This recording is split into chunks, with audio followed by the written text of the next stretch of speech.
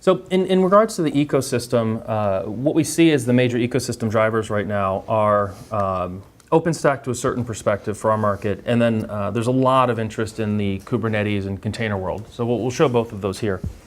Let me switch back to the... Yeah, it's funny. We've heard at least 3 times this week that there's no demand for OpenStack at some of the other places we've been. Yeah, the demand is there. It's different market, you know. It is, and the challenge is the wrong term, I take that back. There are open source projects which suck up the small end. So if you only need a couple terabytes, 100 terabytes, then they're quite competent to solve that.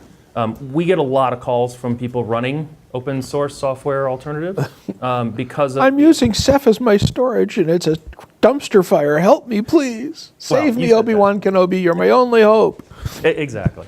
So, and we're also seeing a lot of interest at the large scale. When you start talking about rows and how am I going to put flash into the environment, as you can see, we can deliver sub-half millisecond latencies at high IOP rates because of our design. Do that with the other stuff and just leave it there. So I'm going to log into my OpenStack infrastructure, and really what the point here is to highlight the features that we've just talked about through the eyes of the ecosystem infrastructure. Like I can show you all the stuff on our side, but that's not, in my mind, very interesting. Let's see it in practice. So here what I've done, and that's probably very small, so let me zoom in a little bit. I've logged into the volume page for the admin tenant. Good OpenStack knowledge here, or do I need to go deeper into this? Moderate. Moderate, okay. So the way OpenStack works is you have the Cinder service, it manages blocks. We have a Cinder plugin, it's part of the upstream stuff. You can configure certain parameters. In this case, at the cinder.conf level, I've configured tenant ID equals map. So to expose our tenancy, when I create these volumes, they show up on the Datera side under a specific tenant. So if I scroll down here, past all my Kubernetes stuff, you'll see that there's a volume name and then there's an associated tenant. And what's cool about this is... human readable GUIDs, yep. Yes, well, it's OpenStack. Well, you can't remember that? Come on. The last 3 numbers. Exactly. So if I go into the tenant management pane here and we choose my admin tenant, now this isn't a full view of the UI, it's just a dashboard. But you can see that I've got 4 instances provisioned, 10 storage nodes, and we're not running any I/O. So even though the system is currently running sub-millisecond, hundreds of thousands of IOPS, if I log in here and again resolution, give me 1 second, so the people at home can read it as well, and jump over to the right window to this guy. So this is one of my OpenStack kids. Hopefully I'm in the right tenant, because when you start adding tenancy to things, it gets much more interesting. So now we can see we've got a little bit of workload running for this tenant. I have no idea that the system is delivering 700,000 IOPS to someone else, but that's the underscore the power of that tenancy capability. The other thing that we can do is So we can apply I/O and throughput throttles at the volume and at the tenant level? So part of that comes in quotas. And so we are in beta with quota management for tenants. So you can constrain them and you can say you get this much and this much. One of the fun things about OpenStack is it's based on this volume type construct. So what you do, going to the admin side, is you would create a type and you would declare what the type actually does. So for this particular presentation, I've created 2 types. One of them is just generic, and the other one I've applied some of what they call extra specs. So these are key value pairs to show the orchestration. And what I've done is I've added the single flash. So any volume that's been provisioned by OpenStack using this is an OpenStack construct of volume types, can orchestrate our system to say when you place data, when you make the request, make sure 1 copy is on hybrid and 1 copy, or however many copies are split, with 1 copy on flash. Okay.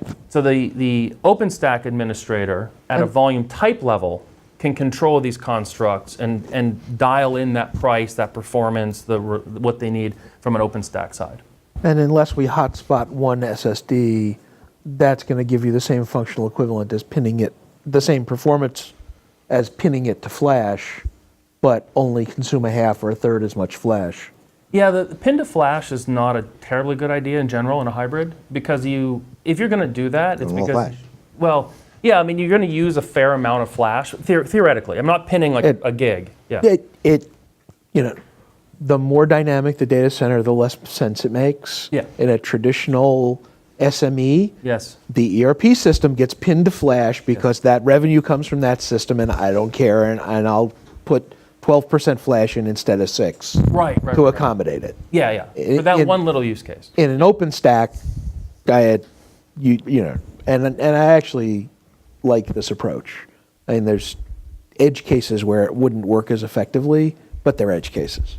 Sure, and from a policy perspective, it's customer driven. If someone said, can you do X, Y, Z? Okay, sure. Yeah. I mean, we can do that because it's fundamentally simple for us because we have the big complicated machinery underneath that makes this all work. So what are the options I have for placement? So that's a great question. Can you order it with extra cheese? Let's see if I can get this right.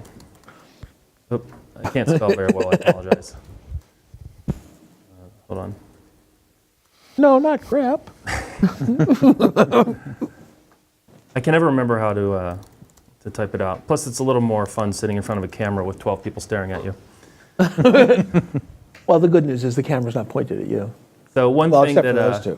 I'm very big on the operational side of things. So I made sure that our developer supported the get capabilities feature. With Is that optional?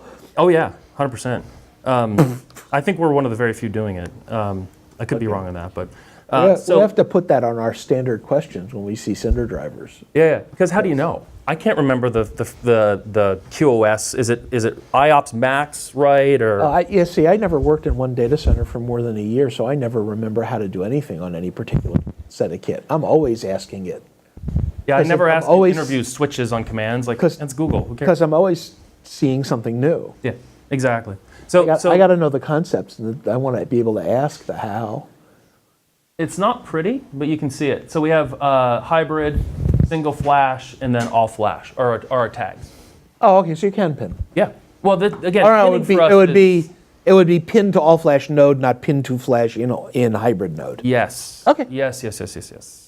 And so we have all of this. But at the scale you're stuff. working, that's probably what I want to do anyway. Yeah, exactly. No, it's very, very nice capabilities and functionality. We also support the QoS infrastructure, so it is orchestrating hours, right? I can always go in as an administrator and be like, you know what? I don't like that person today. I'm gonna go make them a little unhappy because I'm gonna go into their instance. Who did I do this guy? And figure out what volume they have. So this is 4363, and I can go find that. 4063? 4063, thank you. I didn't want you to look at that one. You'd be looking forever. Yeah. 4063. Here it is. There must be a way to find them, right? There must be an easier way to find them. Oh, I can search and page. I just wanna make sure. You can use the API. I mean, you know what? That's a good question. So just to highlight this, we do have an API browser built in, so we can go to port 7800. When I was developing the Alexa app, this was awesome because I could run commands from here, see what the code was, paste the code in, and then get it working. So I can do like admin password here, log in. Oh boy. I'm going to use my own because I don't remember the admin password. Remember the Alexa thing? It's a really complex password and I don't have it memorized. This will work. So now I'm going to get a token. So if I go to, I don't think I can do storage nodes. Let's do app instances. If I do the try API, it opens up this separate page. So here you can see we have that filter option. So there's a query language, so you can do the restriction. Tenant's going to be set. So if I submit this, it's going to give me the results. So these are my instance data. This is a JSON payload, so it would come back as JSON, easy to parse. You can also flip over to the raw version of it, and you can see it. This is something that Ashok mentioned earlier. There's actually a lot more data inside the REST API than there is in the UI. So if you wanted to find out the number of bytes that are currently the capacity, that's the REST API would return that. You get that very granular detail. As a matter of fact, for the Alexa app, I convert that into terabytes and gigabytes. Okay. Is there a function in the GUI that will generate the rest? Yeah, that's this. This is on the node. Like if you look at the URL, I guess it's hard to see. No. Oh, it's down here. Right here. Remember, I'm the guy who can never remember any of these commands because I've There you Yeah, are. it's right only here. touched. That's Python code. Yeah, That's this the is whole Python. That's the whole Python snippet right there. Yeah. And the curl. And that was generated from actions in the GUI. This was generated by me using the I see what browser. he's saying. Right, no. What I Yes, want, yes. I want to You want this. provision a volume in the GUI and then see the Python so I can generate the next 5,000 Sure. from that Python. Because I never want to have to look anything up, Yep. because I'm a lazy SOB. Exactly. All programmers are lazy SOBs. That's how they get things done. Well, I don't call myself a programmer, but Now, good operations You're a guys are developer, lazy but- SOBs. no, I'm a hacker at best case. We're all developers now. So here's the curl. Here is that Python REST call that was used to create the user. So it is there. It's That's- exposed. You can yeah. download it. Yeah. If I'm fine with you can't do everything through the GUI, but if I'm ever going to have to go to the REST, then I want the GUI to tell me how. That's actually a really good feature. I don't know if anybody else, do you know anybody else that does that? I first saw it on NetScreen firewalls. There's a number of It is. number- Guys that do that now? number is of a- applications that do that. it- Will it's a- generate the API code The for you. storage APIs? Yeah, Storage? I can't think. Yeah. I can't think offhand of who they are, but it's becoming. It's First time becoming I a common. I don't like- talk about this. I like that a That's the lot. one for VMware. That's the one for Yeah. VMware, vSphere API. No, but does the GUI generate the API call for you? Yeah, it's a plugin, you can add it onto vSphere client. It'll give you exactly that. Oh, it's a plugin though. It's not comes out of the box like No. that. Yeah. It must be a fling. So now what It I'm doesn't matter. I'm downloading it tomorrow. That is cool. No, thank you for asking. So we talked about the OpenStack piece. So what I'm going to do now is switch projects. We'll go to the demo tenant. And again, as I said in the beginning, I've configured it to map users. So if we go to the volume page and we do the create volume here, let's call it storage tech field day demo test 1. We're going to choose the volume type of Datera iSCSI. We'll make it, 15 gigabytes. Everybody's smiling. We now have a new volume. If I go back to the instance page and refresh and scroll down to the bottom. I hate the scroll bar thing. I'm so old school. You can see here I now have it's a little higher. I have a new volume with a new associated tenant ID. So as Ashok talked about this, how this tenancy is very powerful. Many of our customers are service providers providing functionality and storage to other folks. So in one way they would use this is their own OpenStack.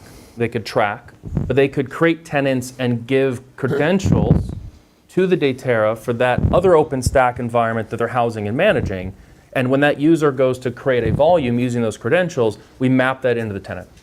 So now we can contain and control that tenancy relationship.